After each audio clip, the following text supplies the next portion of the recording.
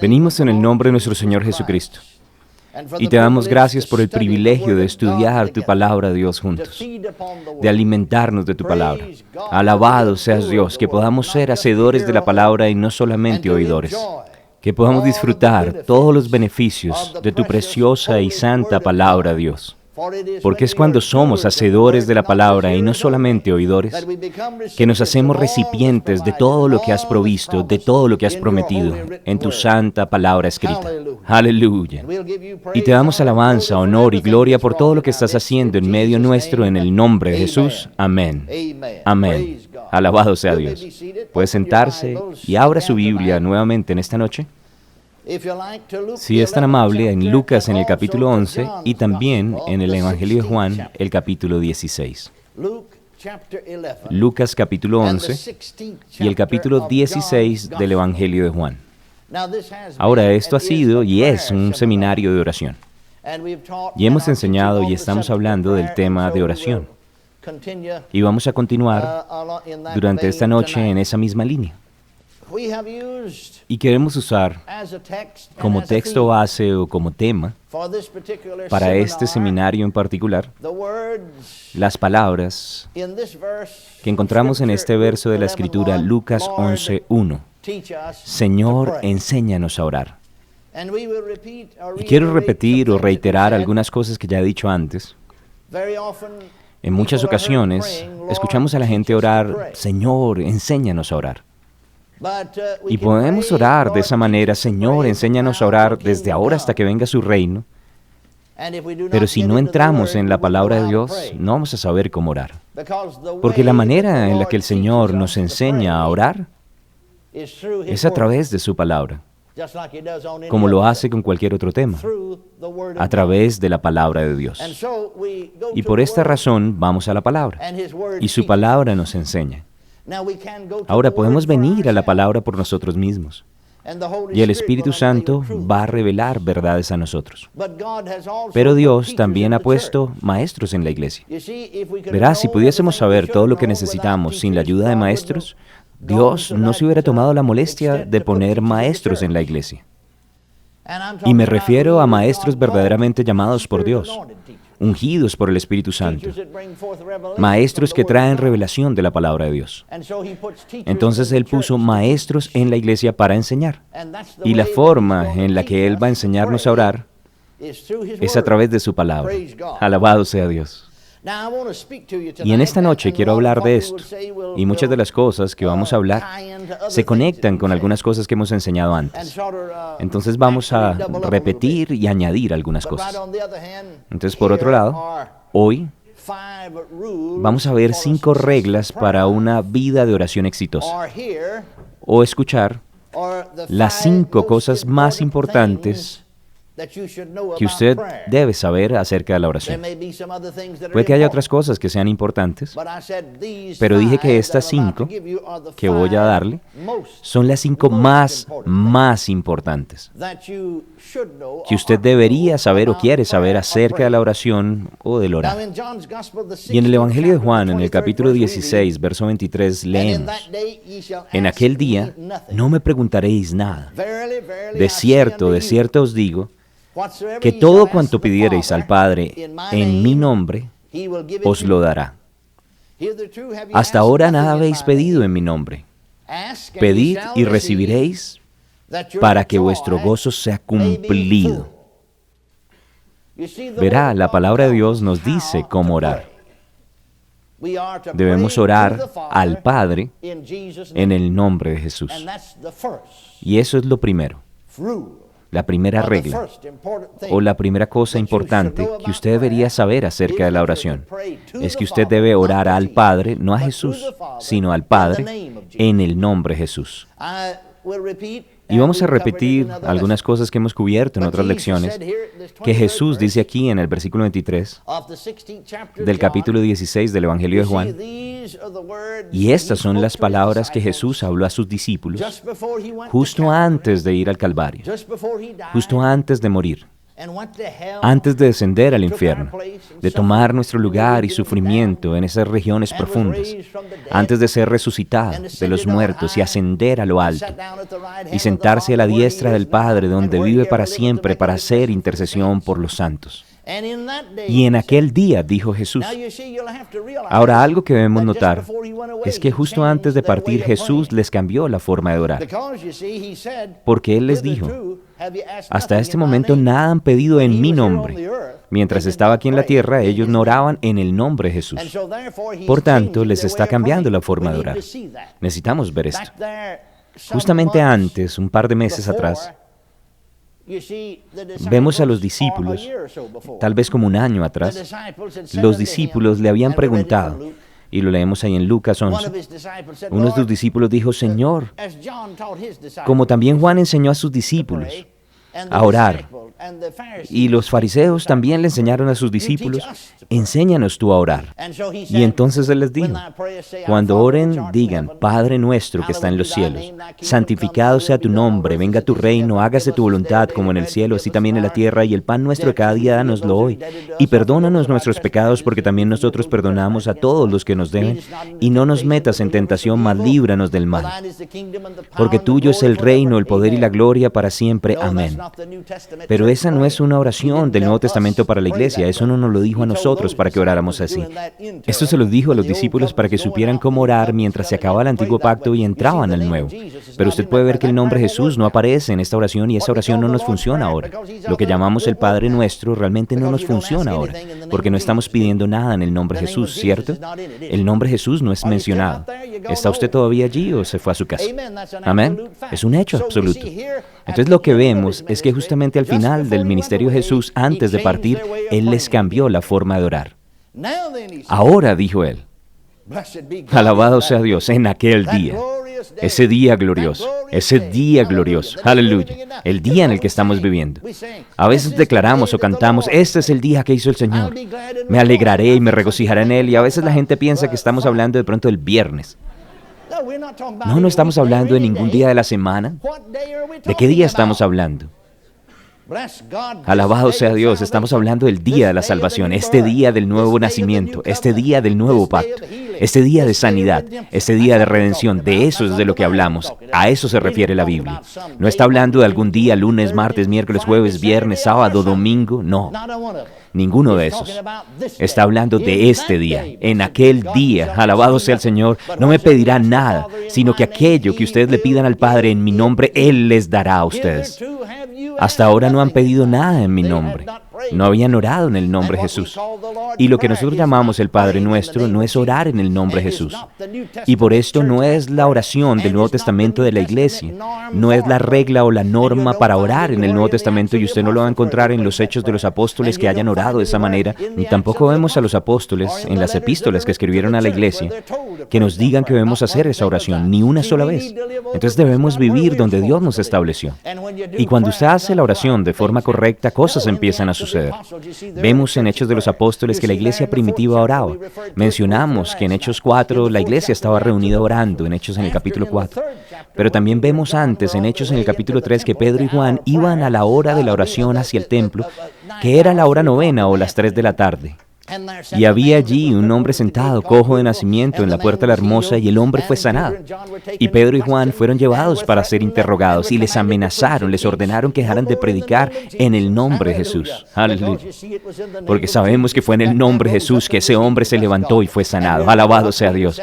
Y usted recuerda lo que Pedro y Juan dijeron cuando la multitud empezaron a mirarlo. Dijo: ¿por qué ponéis los ojos en nosotros como si por nuestro propio poder o piedad hubiésemos hecho andar a este? Sino que fue la fe en Jesús, la fe en su nombre, le dio una completa sanidad delante de todos ustedes. Y entonces la palabra de Dios dice en Hechos capítulo 4 versículo 23 que cuando les soltaron, después de haberles intimado que no enseñaran más en el nombre de Jesús, después de que les dejaron ir, fueron a su propia compañía. Y yo le digo, este es el mejor lugar para estar cuando usted tiene problemas, en su propia compañía. Alabado sea el Señor, aleluya. En medio de esas personas que saben cómo orar, en medio de esas personas que tienen una fe preciosa como la suya, y cuando los dejaron libres, fueron a su propia compañía compañía y contaron todo lo que los ancianos y fariseos les habían dicho, y todos levantaron su voz diciendo, Padre nuestro que estás en los... No. Ellos levantaron su voz y oraron en común acuerdo al Dios de los cielos, diciendo, Señor, mira sus amenazas. Y concluyeron su oración diciendo, y concede a tus siervos que con todo denuedo hablen tu palabra, mientras extiendes tu mano para que se hagan sanidades en los enfermos, y que haya señales y prodigios mediante el nombre de tu santo Hijo Jesús. Temían el nombre de Jesús, alabado sea Dios. Y el lugar donde estaban reunidos tembló, y esta oración fue respondida, alabado sea Dios. Y lo sabemos porque esto es Hechos 4, y en el capítulo 5 de Hechos, Dios extendió su mano a través de los apóstoles. ¿Dónde está su mano? La mano de Jesús, alabado sea Dios, está en su cuerpo, que es la iglesia. Entonces Pedro se convirtió en la mano, y sobre todos aquellos que cayó la sombra de Pedro fueron sanados. Trajeron personas de ciudades vecinas, de todos los lugares alrededor de Jerusalén, y los pusieron allí en las calles, para que si de alguna manera la sombra de Pedro cayese sobre ellos, fueran sanados, y sobre los que cayeron todos fueron sanados. Gloria a Dios. Esto fue Dios extendiendo su mano, porque la mano del Señor, verá, la mano de Jesús está en su iglesia. Él no está extendiendo la mano desde el cielo para tocar directamente a alguien. No, Cristo es la cabeza, nosotros somos su cuerpo y Él se mueve a través del cuerpo y así es como Él hace su obra. Amén. Bueno, entonces en ese día no me pediréis nada. Ese es el día en el que estamos viviendo. Hasta ahora no han pedido nada en mi nombre. Pidan y recibirán para que su gozo sea completo. Entonces oramos al Padre en el nombre de Jesús. Número 2, segunda regla de oración. Esta es la segunda regla más importante acerca de la oración, especialmente cuando está orando para recibir algo. Y hemos hablado acerca de otros tipos de oración, pero en este momento no estoy hablando de la oración de sumisión, tampoco de la oración de intercesión, tampoco estoy hablando de la oración de adoración. No estamos hablando de otros tipos de oración, sino hablando de recibir algo, alabado sea Dios, obtener los deseos del corazón. Marcos 11:24 dice, por tanto, dijo Jesús. Alguien dijo, cuando encuentre un por tanto en la Biblia, deténgase un momento y entérese, por tanto qué. Y yo creo que es un buen pensamiento. Por tanto, dijo, todo lo que pidiereis orando, y está hablando de cosas, está hablando de los deseos de su corazón, todo lo que pidiereis orando. Cuando estás orando, cree que lo recibes y te vendrá. Cuando estás orando, crees que lo has recibido allí y entonces te vendrá. Es tan claro y tan simple, pero sin embargo hay tanta confusión al respecto. Tengo que seguir orando hasta que lo reciba. No, eso no es lo que dice que debemos hacer. Dije, eso no es lo que dice que debemos hacer. No es eso lo que dice. Sí, pero... Y he tenido personas que me dicen, ¿cómo voy a creer en algo que no puedo ver? Y me toca decirles, mejor siéntate y acostúmbrate a vivir sin eso, porque así no lo vas a obtener. Amén. No cuando estás orando, no después de que has orado, no antes de orar, sino cuando estás orando en ese momento. Y recuerdo que está hablando acerca de cosas. Creer que le hemos recibido en ese momento. Cosas, y entonces las vamos a tener, esas cosas. ¿Cuándo es que debo creer que lo he recibido? Antes de que venga. ¿Y cuándo va a venir? Después de haber creído que usted ha recibido. ¿No es claro? Alguien dice, pero todavía no lo entiendo. Tranquilo, no se rinda. Siga pensando en esto. Siga meditando en ello. Usted lo va a entender después de un tiempo. Recuerdo hace unos años atrás. Estábamos en una convención. No sé si el hermano Jenkins, porque él es del estado de Texas, él es un ministro de las Asambleas de Dios. No sé si estaba o no. Y si estaba, no sé si lo recuerde. Probablemente fue antes de sus días, porque él no es tan viejo como yo. Es solo que se ve viejo. Discúlpame, hermano Jenkins. Y sabes que tengo que bromear contigo. Ha pasado mucho tiempo antes de poderte hacer una broma. Bueno, estábamos teniendo una reunión del distrito de Texas, de las Asambleas de Dios, en Dallas, Texas. Éramos parte de las primeras Asambleas de Dios. Y en la noche, en el tabernáculo, cabían sentadas unas 2,000 personas, y cuando estaba lleno, habían 800 más en otro santuario, teniendo otro servicio allí. Pero el pastor de la iglesia, el hermano Stats, estaba en el hospital con un ataque al corazón. Y los doctores habían dicho que iba a morir. Y mientras estábamos nosotros en el servicio, el líder de la alabanza estaba guiando el cántico, la congregación estaba cantando. Una llamada telefónica entró, era la señora Stats. Él estaba inconsciente, había entrado en un coma y el doctor dijo que no se iba a volver a levantar de allí. Ella salió corriendo de la habitación para encontrar un teléfono y llamar a la iglesia y pedir oración. Tomaron la petición. Se la entregaron en la plataforma al superintendente del distrito. Él la leyó y se puso de pie y detuvo la alabanza. Habló con el líder de la alabanza. Y luego la leyó para todos, diciendo: el hermano Stats, el pastor de esta iglesia, está muriendo en este momento en el Hospital Bayle, a unas cuadras de aquí. Y le voy a pedir al hermano Raymond T. Ritchie. El hermano Raymond T. Ritchie era bajito, pero era un gigante en la fe. Y le voy a pedir que suba aquí y que nos guíe en oración mientras oramos para que ese hombre sea sanado, para que viva y no muera. Y el hermano Ritchie vino. Y él dijo: vamos todos a levantar nuestras manos y orar. Y yo entendí que estábamos orando por sanidad y eso fue lo que oré. Y oramos todos. Y levantamos nuestras voces. 2,000 de nosotros. Y 800 más en el otro auditorio, estoy seguro que estaban orando. Y seguro que éramos más de 2,000 porque estábamos llenos, había gente incluso de pie. Como el sonido de muchas y poderosas aguas.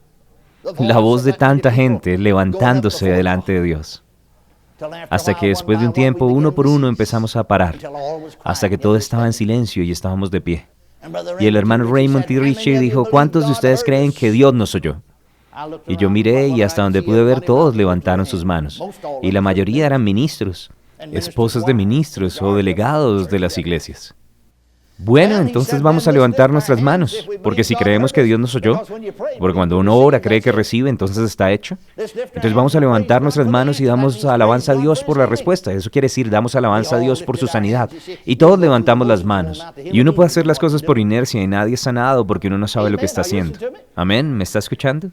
Uno puede hacer las cosas por costumbre. Y no lograr nada, o que nadie sea sanado, por no saber lo que se está haciendo. Pero todos levantamos nuestras manos, adoramos a Dios porque Dios nos había oído, y se suponía que debíamos estar adorando a Dios por su sanidad.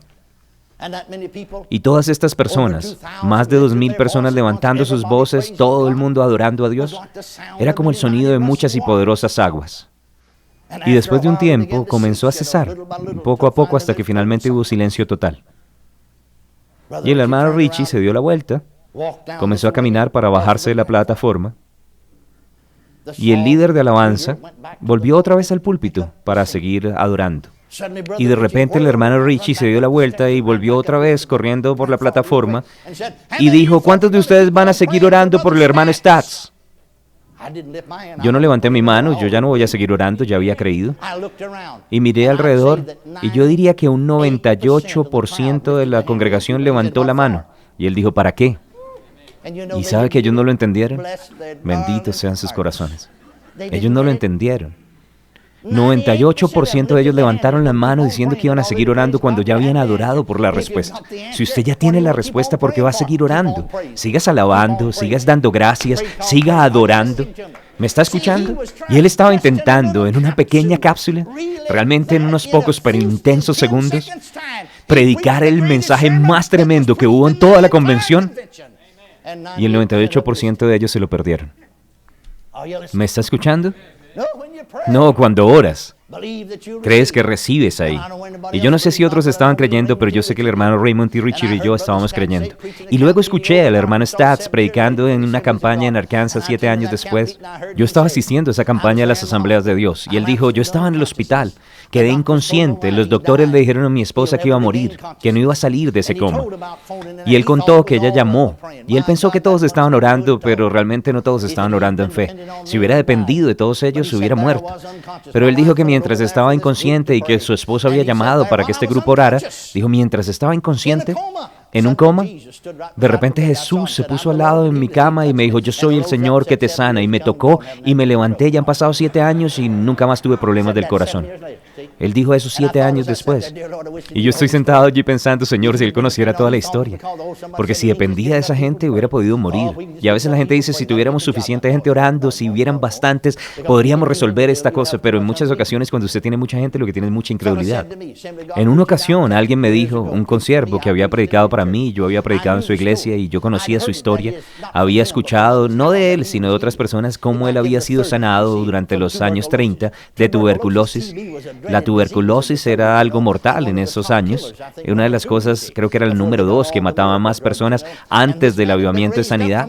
Y él fue sanado del lecho de muerte, porque aunque estuvo postrado en una cama, en esa cama el Señor lo sanó y lo levantó. Entonces cuando vino a predicar, yo le dije, yo quiero que me cuentes tú personalmente la historia porque la he escuchado de otros, pero yo quiero escucharla de tus labios. Bueno, dijo él, yo tuve tuberculosis cuando era joven. Primero me casé y mi esposa y yo estábamos sirviendo como evangelistas en Texas, en Oklahoma, en Louisiana, en Arkansas, en Nuevo México, trabajando con las asambleas de Dios, y tuvimos un bebito en nuestra familia y fue allí donde descubrí que tenía tuberculosis. Y cada vez se puso peor. A cada iglesia donde iba yo les pedía que oraran. En cada avivamiento le pedía a la gente que oraran. Y yo tenía la idea de que si de pronto habían miles orando por mí, entonces iba a resolverse. Y en cada convención le pedía a la gente que orara, porque cada vez se estaba poniendo peor. Y en cada reunión de sanidad en la que se encontraba le pedía a la gente que oraran por él. Richards puso manos sobre él, supongo que Wigglesworth también cuando estuvo aquí. El Dr. Charles Price había puesto manos sobre él y todos los que fueron usados poderosamente en ese avivamiento pusieron manos sobre él, hasta que ya no podía buscar a nadie más. Y entonces, cuando ya no tenía dónde ir, él, su esposa y su bebé de 14 meses fueron a donde sus suegros en una finca en Texas, y fue allí que quedó postrado en una cama. Y después de 6 meses de estar postrado en una cama, enfermo de ambos pulmones, desgastado, hecho un esqueleto, y él dijo, un día estaba yo en la habitación del frente mientras mi suegra y mi esposa estaban en la parte de atrás de la casa lavando con esas tablas de lavado. Estamos al comienzo de los años 30, y él dijo, yo estaba pensando, cientos han orado. Si los ponemos todos juntos, son miles de personas que han orado por mi sanidad.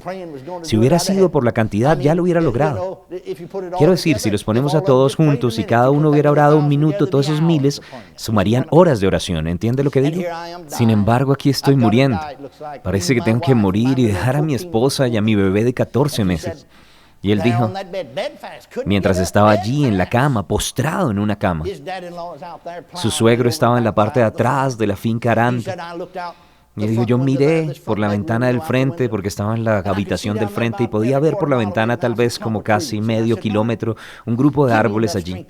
Y yo le dije, Señor, dame la suficiente fuerza para salir de la cama y poder caminar hasta allí. Porque su esposa, su suegra, están en la parte de atrás y no lo iban a ver. Entonces él dijo, nadie va a saber dónde estoy. Y yo quiero ir a ese lugar donde están esos árboles y quiero llegar allí a orar. Y voy a orar hasta que esté sano o hasta que me muera.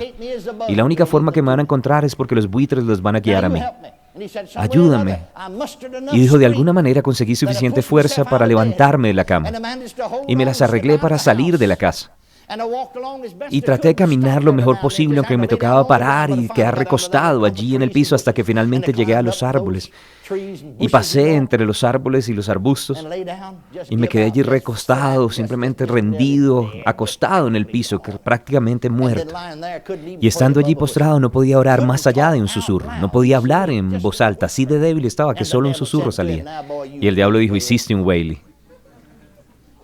¿Usted sabe qué quiere decir hacer un Whaley? La gente en Texas sabe. ¿Ah? ¿Entonces no saben? Bueno, la Biblia dice que el que ignora, pues que ignore. Entonces vamos a dejarlo así. Amén. No, cuando voy a otros lugares del país necesito que me interpreten. ¿Usted sabe qué significa, Dr. Horton, el hacer un Whaley? No, usted no sabe. La gente de Georgia tampoco sabe mucho, ¿no? Alabado sea su corazón. ¿Qué? ¿Que si sé qué? No sé qué es eso tampoco. Bueno, es como funciona. Tenemos expresiones coloquiales en diferentes partes del país. Amén. Tarny, ¿tú sabes qué significa? No, ¿tú no sabes? La gente de Illinois tampoco sabe. Bueno, el hermano Hankins sabe. Hable con él y él le va a contar porque él es buena gente. No, el hacer un Whaley quiere decir que hiciste una bobada, que quedaste como un tonto, que te avergonzaste a ti mismo, la embarraste. ¿Es una buena interpretación? El diablo le está diciendo, hiciste una tontería, realmente te avergonzaste a ti mismo. Llegaste aquí y no puedes hablar más que un susurro, no puedes levantar la voz como para que alguien te escuche, porque no puedes hablar más que un susurro. Y vas a morir. Y no tienes ni siquiera suficiente fuerza porque usaste lo poquito que tenías para llegar aquí y vas a morir en medio de este lugar. Y los buitres sí los van a guiar hasta aquí, porque es la única forma que te van a encontrar. Entonces él dijo, me quedé recostado lo suficiente para ganar un poco de fuerza. No podía hablar más allá de un susurro. Pero mientras estaba allí recostado en el piso sobre mi espalda, y no me he desviado del tema, todavía sigo hablando acerca de cree que recibes cuando estás orando. No hemos hecho a veces esto. Entonces él dijo, me quedé pensando en esto. Todas estas personas han orado. Yo he orado.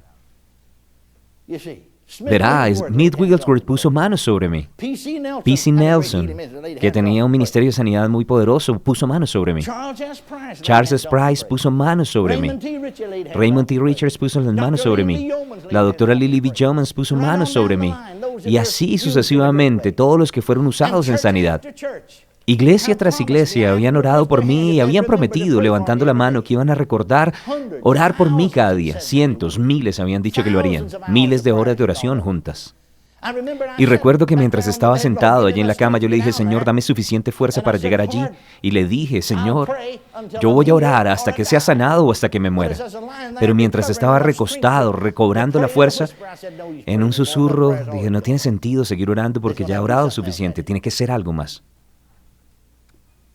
Cuando estés orando, cree que recibes. Y él dijo, voy a quedarme aquí recostado y voy a adorarte porque yo creo que he recibido. Y me dijo, ni siquiera tenía suficiente fuerza mientras estaba allí recostado en la espalda como para levantar los codos y sostener las manos. No tenía suficiente fuerza, tuve que quedarme ahí quieto en el piso, pero comencé a susurrar. Alabado sea el Señor, gloria a Dios. Yo creo que he sido sanado, gloria a Dios, aleluya.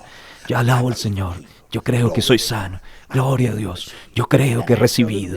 Después de un rato de estar adorando en un susurro, tuve la suficiente fuerza para levantar las manos sobre los codos. Todavía estaba acostado, mirando hacia arriba, los árboles, el cielo, pero levanté las manos y tuve la suficiente fuerza luego para extenderlo. Y después de 2 horas, estaba de pie y estaba gritando tan duro que me podían escuchar a más de 2 kilómetros de distancia. Gloria a Dios. Y he estado sano desde ese entonces. Y él todavía está vivo. Tiene más de 70 años en este entonces y sigue vivo. Alabado sea Dios. Y no tiene ningún rastro de tuberculosis. Muchas oraciones se habían levantado, se habían hecho muchas. Manos se habían impuesto. Muchas personas, todos los líderes del avivamiento de sanidad de los años pasados le habían tocado, habían puesto manos sobre él, pero la manifestación no había venido hasta que comenzó a creer que había recibido. Y eso fue lo que Jesús dijo que deberíamos hacer. Cuando ores, cree que recibes y vendrá. Alabado sea Dios. Esa es la regla número 2. Ahora la regla número 3. Verá, Jesús dijo, por tanto os digo, Marcos 11:24, por tanto, os digo que todo lo que pidiereis orando, creed que lo recibís y os vendrá. Pero todavía no terminó de hablar. Él todavía no ha acabado. Él dijo, y, con el mismo aliento, en el mismo lugar, con las mismas personas, en el mismo escenario, al mismo tiempo. Él dijo, y es una conjunción. Y une lo que acaba de decir con lo que está a punto de decir. Y cuando estéis orando, perdonad si tenéis algo contra alguno. ¿Por qué? Porque su fe para oración no va a funcionar si tiene falta de perdón. Y cuando estéis orando, perdonad si tenéis algo contra alguno. Entonces la regla número 3. Perdona si tienes algo contra alguien. Yo sé por experiencia, por estar enseñando y predicando por 43 años, que muchos cristianos, aun sabiendo que no debemos guardar cosas grandes en contra de alguien, piensan que está bien guardar rencor en cosas pequeñas. No, cuando dice algo quiere decir cualquier cosa. Algo. Cualquier cosa sea pequeña, grande o mediana. En ocasiones son las cosas pequeñas. La Biblia dice que las pequeñas zorras echan a perder el viñedo. Son esas cosas pequeñas las que hacen que su fe no funcione, que son tropiezo para la oración, donde nada funciona y donde el diablo puede entrar y atar en diferentes maneras. No, alabado sea Dios, no lo permita, no lo deje. No permita ni un poco de animosidad, de hostilidad, de rencor en contra de alguno. Nunca.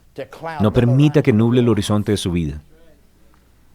Esta es una de las cosas en las que he procurado ser doblemente cuidadoso. Y creo que es una razón, no la única, pero es una de las razones entre muchas, que con la ayuda de Dios y su palabra he podido caminar por 43 años sin tener nunca un dolor de cabeza, ni una sola vez. Y no me opongo a tomar aspirina y si necesita una yo se la puedo comprar, pero yo no he tenido que tomar una para mí, no he tenido dolor de cabeza en 43 años. 43 años sin dolor de cabeza porque la palabra de Dios funciona. ¿Me está escuchando? Si usted necesita ayuda, está bien, no me opongo a ello, haga todo lo que necesite para recibir la ayuda, pero la palabra de Dios funciona. Ahora, esta es una de las cosas en las cuales he procurado ser doblemente cuidadoso. Yo rechazo ser celoso. Yo comencé a predicar como joven, tenía 17 años y rechacé esa tentación porque si no la carne lo va a dominar, el estar celoso de otros predicadores. Incluso si querían pasar por encima mío para escalar, y algunos lo hicieron en ocasiones, pero yo rechacé sentir algún rencor en contra de ellos. Yo oré por ellos. Alabado sea Dios. Amén. Ore por ellos. Amén. Y esta es una de las cosas que he procurado. Yo rechazo el tener malos pensamientos o sentimientos hacia cualquiera, sin importar la situación o lo que haya pasado. Y he tenido personas que me han hecho daño, pero no voy a hablar mal de ellos. No lo hice en ese entonces, y no lo voy a hacer ahora. Y siendo que usted no conoce los detalles, puede que mencione algunas cosas, pero no voy a tener ningún rencor por causa de esto, ni voy a permitir ninguna animosidad o un sentimiento errado. Como pastor, en una ocasión invité a un evangelista, y quiero contarle que este hombre me hizo mucho daño. El diablo me tentó y me dijo, si yo fuera tú, no le tomaría una ofrenda hoy. Solamente esperaría el domingo y no trataría de animar mucho a la gente, solamente diría vamos a tomar la ofrenda para el evangelista y con eso no diría nada más. Y con ese tipo de reacción la gente hubiera notado que algo estaba mal. Entonces yo dije, Señor Diablo, quiero que me escuche. Voy a tomar una ofrenda para él cada noche. Vamos a pasar el canasto y va a ser una ofrenda de amor. Todo lo que entre se lo vamos a dar a él. Y si sigues hablando, le voy a tomar 2 ofrendas. Eso es lo que voy a hacer. Él va a recibir 2 ofrendas cada noche. Y eso lo hizo correr, porque al diablo no le gusta que los predicadores reciban 2 ofrendas. ¿Se enoja si ya recibe una ofrenda? Imagínese 2. Yo sé, porque he estado en lugares donde una de sus cohortes, uno de los compañeros del diablo, se me acercó a hablar. Y me dijo, ustedes predicadores reciben ofrenda cuando deberían estar trabajando como el resto de nosotros. Yo estaba trabajando duro, él no. Yo lo estaba haciendo con mi boca, él simplemente dejando que en su boca hubiera un montón de basura. Amén. Uno de los compañeros del diablo. Y sé que era miembro de esa iglesia, no sé cómo entró allí, pero todavía era del demonio. Amén. ¿Está todavía aquí o se fue a su casa? Ahora, usted no puede permitir ni un poquito de rencor. Su fe no va a funcionar, sus oraciones no van a recibir resultados. Amén. Oh, la tragedia que es esto. He lidiado con personas por 43 años en el Ministerio de Sanidad. Muchos quieren saber por qué no todos son sanados. Y esto no es la verdad para todos, por supuesto, pero he conocido personas, las he conocido, he hablado con ellos. Les he pedido que abran su corazón para mí, que han estado enfermos por años, y no estoy diciendo que esto le pasa a todo el mundo, pero sí con esa persona con la que estaba hablando. Porque cuando oro es como si orara contra una pared de ladrillos. Hay algo que está mal. ¿Y qué es? ¿Qué es? Digo, Señor. ¿Qué es? Y abren su corazón. Y dicen, es que hermano Hagin, hace varios años atrás me pasó esto. Y durante todos estos años he tenido eso en el interior como una herida que me está molestando. Y no pasan 2 años de la situación y caen enfermos. Y luego duran enfermos por 30 años, tratan con doctores, gastan miles de millones en medicina y tratamiento y los doctores hacen lo posible hasta que tiran la toalla y dicen no entendemos. Y yo quiero decir, algo sucedió en el espíritu, permitieron falta de perdón, rencor y el diablo utiliza esto porque le abrieron la puerta a él. Y tienen que cerrar esa puerta antes de que sean sanados porque usted le puede poner manos hasta que le gaste todos los pelos de la cabeza y van a quedar calvos pero no van a recibir nada. Amén. Y esta es la verdad absoluta. Si va a caminar con Dios, si quiere tener oraciones contestadas y caminar en fe, no puede permitir ningún tipo de rencor o falta de perdón en usted.